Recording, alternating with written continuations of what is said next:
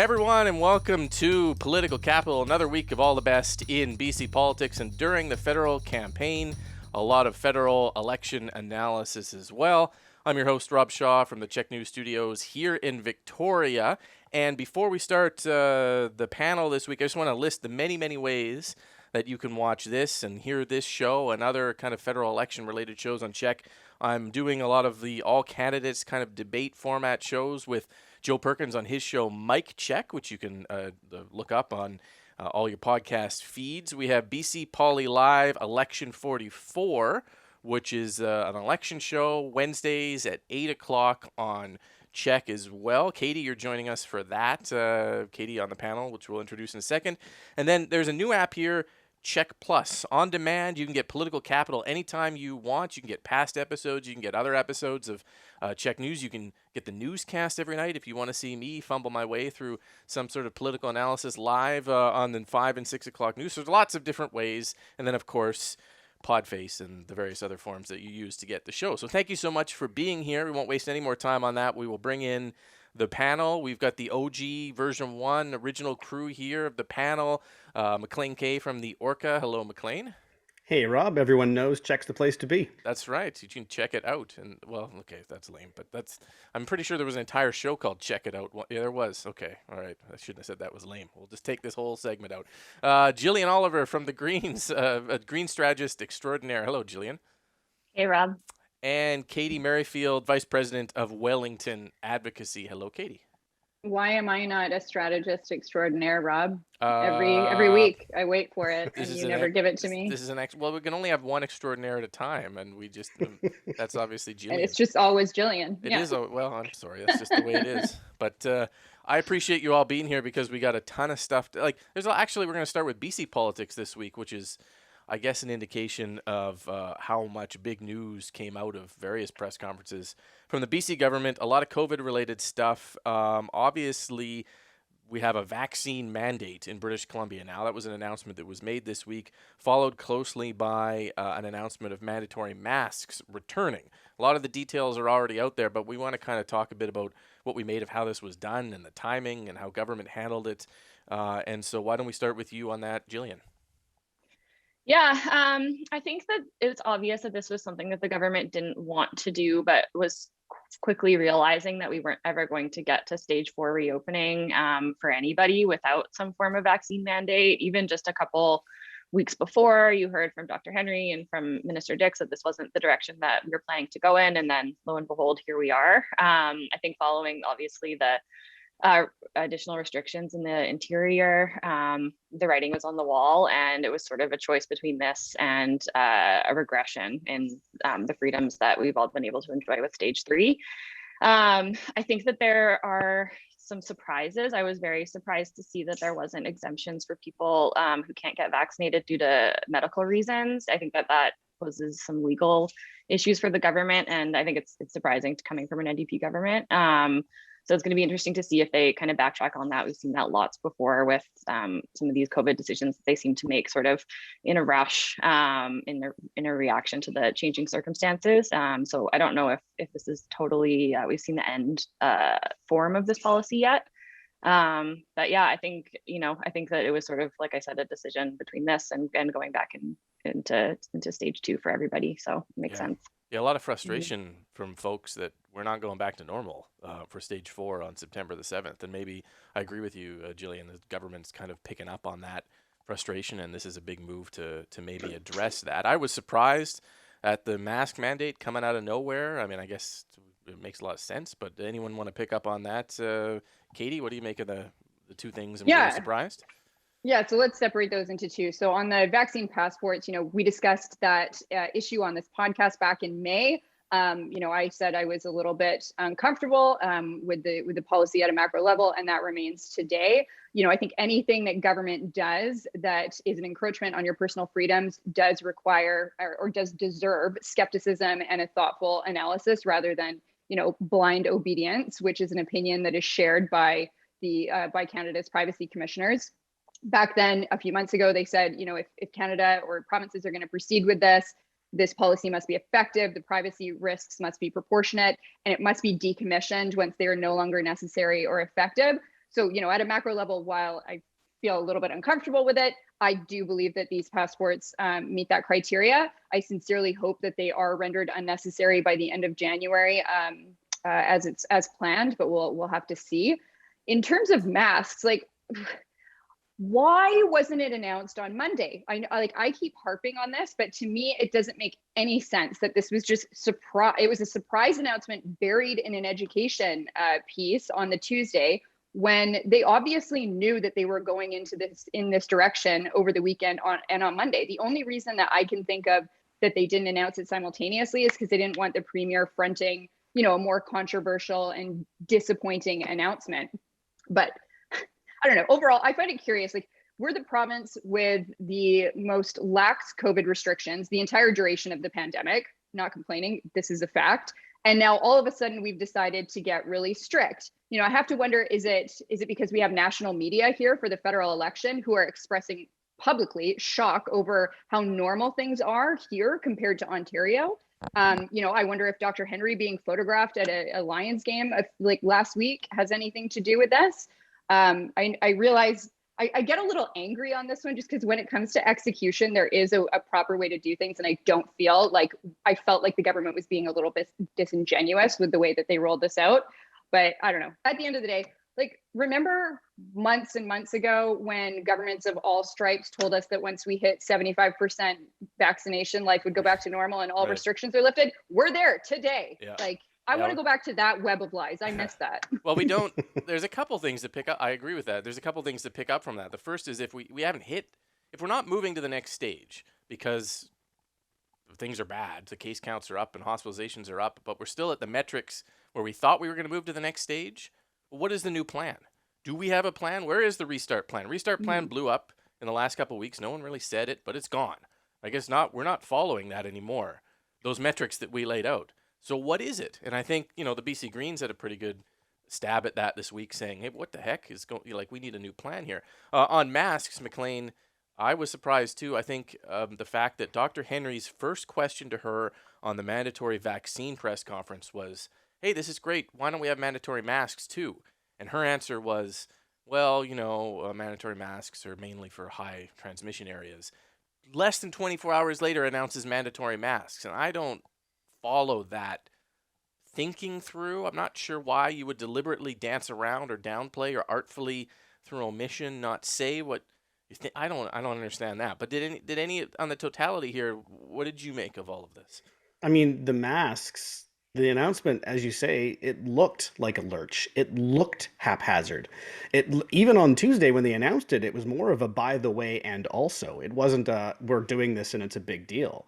It seemed confused and it was difficult to follow in real time. And whether that was the intention or what was happening behind the scenes, that it conveys confusion. It conveys making policy on the fly in the seat of their pants, and does not help confidence. On the vaccine passport issue, it's interesting to watch. When that was announced on Monday, we're about 100 hours since then. It enjoyed fairly widespread approval online in the media. Certainly, I count myself among those who thought this is a good idea. There is a quiet backlash brewing in BC that's taking a lot of people off guard. There is a group on Facebook, businesses that say they won't be enforcing it. It's been 100 hours. There are more than 80,000 members. This is astonishing. And this is just in BC. Now, some of these people are opposed, I guess, because they don't want the vaccine passports. Maybe some of them are anti-vaxxers. But there are also some who are just saying, we don't have the capacity to enforce this. If I'm walking and shopping for underwear at the Bay and I've walked around and I'm paying for my underwear at the till after being in there for half an hour, is that when you're going to check my vaccination card? What's the point at that point? You lost me at you shopping for underwear at the Bay. I'm not sure. I probably lost half of the viewers. That's right. I apologize. Yeah. We're online only now. Yeah. Well, let's replace that with this tie, which is also from the Bay. Okay. Still, the point is made. There are logistical questions, and even though it seemed to be popular at the time, there is a backlash out there that I don't think is well understood yet. Yeah, it is. I'm trying to figure out if that backlash is that just the representation that COVID has shown us 5% of our population is just, I don't want to use the word stupid because I think that adds 5% of the population just isn't going to do what Yeah. what it should do, and is going to fight it on weird grounds. We hear those groups saying they're not going to discriminate. I won't discriminate on the basis of race and sexuality or your health status. Well, those two, the first two things don't affect the health of other people. Your health status does. I don't follow, but it is interesting to watch that gain steam. I just don't know what to make of it. Are we tired? Are people tired of this and they're resisting? Is this just the vocal minority that's always going to resist, or where? I mean, we could go. Why don't we go? Let's just go around again, and that question, but also let's bring in the school plan, which was another plan that garnered opposition slowly over the course of the week. Where is this opposition coming from on schools and also just kind of in general, Jillian? Well, I think on the small business front, a couple of things. I think that they have been under tremendous strain. I think they feel like we've gone into more severe lockdowns and then opened up, and it's kind of been like a yo-yo. And I think it's been a lot of whiplash for people. And I think that, they just kind of want to go about their business with limited amount of conflict moving forward. I think that we're going to see this more enforced for larger businesses, larger events, so that we can have sports games, so we can have concerts, these sorts of things where there already is, ticketing. People are used to showing IDs, these sorts of things. And for small businesses, I think there might be a little bit more of a gray area in practice. So I think that might be how some of the opposition to this dissipates. On the school front, I mean, yeah, I think, that obviously both when it comes to K-12 and to post-secondaries, the government struggled to find consensus with stakeholders on this. It was really interesting for the post-secondary announcement. We've seen a lot of universities across the country say that they're going to have vaccine mandates for in-person classes. Dr. Henry said that that was not allowed, that people should have access to education regardless of their vaccine status.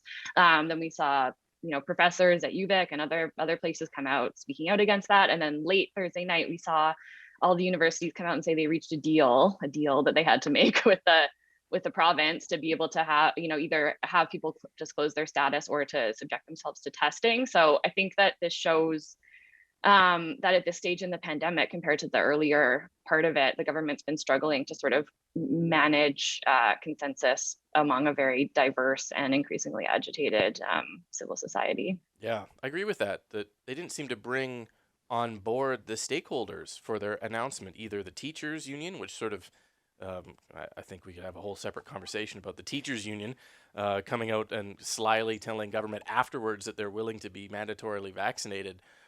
Whether they said that behind the scenes or not is a different question. But also the universities, the faculty, the presidents of the universities, nobody was on board. Government's post-secondary, not even parents, it didn't seem like were on board, which makes me wonder,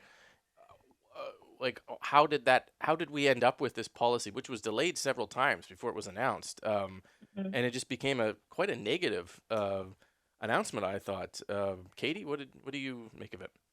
I actually feel bad. I feel empathy for political staff on this announcement. It is always awful when stakeholders go rogue, and the teachers union for governments of all stripes is a really powerful stakeholder, but also one that has no problem opposing the government, even if they say something different behind closed doors. And for that rationale, you'd have to ask them directly. But basically what happened, for those who didn't watch the announcement, on August 17th, the BCTF said they wouldn't be taking a position on mandatory vaccines for educators. Government listened, didn't impose mandatory vaccines in their announcement. And then the BCTF tweeted almost simultaneously as government was making their announcement on the back to school rollout, saying that they're not opposed to mandatory vaccines for teachers. So that is unfair. I put the blame on the TF rather than government for that error. But at the end of the day, policy-wise, I do think it's a little bit ridiculous that you have to provide proof of vaccination to eat at a restaurant, but you don't have to be vaccinated around unvaccinated children. And I wouldn't be surprised if that is changed in some capacity. You have to be vaccinated to eat at a restaurant, but the person serving you the food at the restaurant or cooking your food doesn't have to be vaccinated, according to the plan, which is one of the many disconnects that I found in that plan, but also on the post-secondary plan, I was just struck by how the messaging from Dr. Henry appeared contradictory, more contradictory than usual. At one point, she said, the single best thing we can do to protect kids back at school is have the adults around them vaccinated. And then said, we're not going to make mandatory the thing that would do the single best thing to protect the kids. And she got that question in the middle of the press conference and did not have a good answer for it. And this was the week to me where messaging and public sentiment and everything just started going off in different directions, I thought. And Maclean, we were left with this kind of resistance at the end of it, and bring it all back to what you think of that. On the education and the stakeholders, there is a perception in BC that, just a month ago, we were talking about having Hug Day. The end was in sight. The Premier Horgan said he felt giddy that day, and fair enough. And there's a sense, I think, that people are sort of reluctant to go back into COVID preparation and planning mode, and even extending up to Dr. Henry, because you're right, it does seem haphazard and a little slapdash, and I can only hope that improves from here. To your other question about this brewing backlash among businesses, it's a collection of people. The people that get the most attention are the rabid anti-vaxxers and the Bill Gates microchips, that crowd. They're a vanishingly small minority, but they get the attention. There are also people, as Jillian pointed out, who have, I think, fair logistical questions. And you mentioned, the server serving you doesn't have to be vaccinated, but you do. That's just weird. And so it's hard to lump all these people saying either no or wait, have you thought of this, into one category, because it's a collection of people. It's not one movement. Yeah. Let's go around the table. We were going to talk about the federal election. I think we're going to push this into the podcast section of the show. Go around one more time before we get to our hot take on what should government do now on the COVID file. You have stakeholders that are upset. You have the public attitude, reaction to this clearly not in line. You have the messaging all off. You have Dr. Henry under fire and being undermined, and you have compromises being struck in some areas. Is that the route for government? Should they be compromising and changing this plan in real? Where do they go from now? Katy, let's start with you. That's difficult, because on the one hand, in order to be consistent and to give government an easier time, quite frankly, they could put forward, they could implement the vaccine passport, they could keep the mask mandate until the end of January, and regardless of what evidence comes up, they just keep it in place, just to be consistent. Or do they continue to monitor data and evidence and kind of adjust in real time? Now, that I would argue is a fairer way to go about this policy, but it also, I think, leaves people very frustrated when they're given extra freedoms and then they're snatched away. So I don't get paid to advise the NDP government, so those are the tracks that they'll have to consider. Yeah, no, but you're right. They've been on that track that we got rid of masks, and then now we brought them back, and then the question is, should we have got rid of them in the first place? And so when you go with the evidence like that, you're right. You end up with the public second guessing it and looking back and criticizing, even though that is a fair way to do it. Maclean, what do you think they should do? Well, I think that there's evidence that some things like the vaccine passport are also already having a positive effect. There is an uptick in people getting their first and second doses, and that is an unvarnished good thing. But what they do need to do is they need to tighten up their communications. They need to tighten up their rollout, because in this last week of but also masks and, not consulting with stakeholders and a lot of confused tone and messaging, that can't happen again. And so I'm hoping that, Premier Horgan or whoever else is sitting down with cabinet saying, summer's over. It's time to smarten up, and we can't have this again. Confusion is what's going to get us all killed. Mm-hmm. Yeah. And well, there's a lot of smart government comms people, and I don't put it on them. Mm-hmm. I think we're in a position where the power and decision making and messaging is centralized with Dr. Henry and Adrian Dix. And when it goes off message, it's on them. They're the ones on the fly doing this. So I think that's where the criticism sort of landed this week. Jillian, let's end with you on that. Any advice on government to what to do next?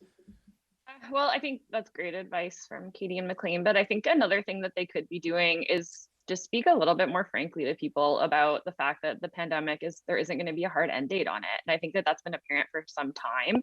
It's obviously a mistake to sort of do the victory lap, like Hug Day celebration, like we we thought there was going to be, and talk frankly, about the things that we need to do to build long-term resiliency, like, building ICU capacity, which has been declining since the 70s in BC. We've got, like, I think the lowest in the country, lower than the national average for sure. So talking about and actually implementing those things that will get us into a place where we can have a little bit more certainty, a little bit more stability for this pandemic and for the next one. Okay, let's quickly do our hot take here. We got a minute, so we'll go around. The hot take is actually federal election related. Stick around. We're going to talk about the federal election just after this. But we don't have a ton of time to do this, but we'll do it.